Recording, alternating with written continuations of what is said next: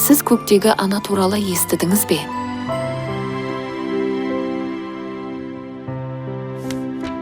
Киелі кітап Құдай туралы куәландыратын кітап.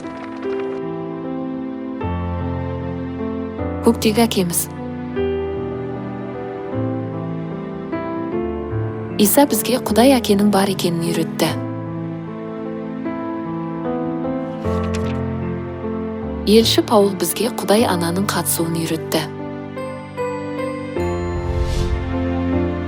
Бірақ көктегі Иерусалим ерікті біздің рухани анамыз сол.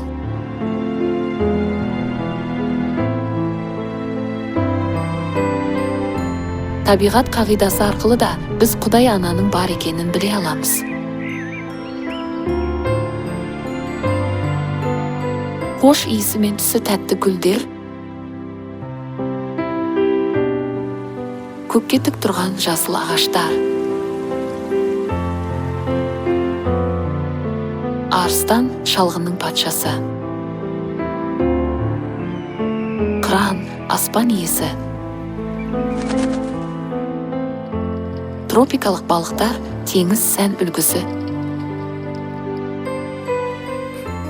және сүйікті сәби.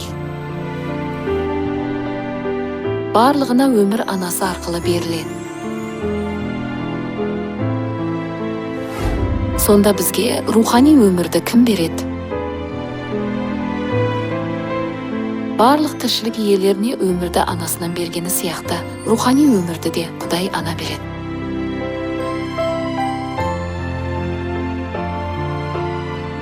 Киелі рух пен қалыңдық келе көр деп шақырады. Мұны естіген әркім де келе көр десін. Жаны сусаған әркім сыйлық ретінде шынайы өмірдің суын қабылдасын.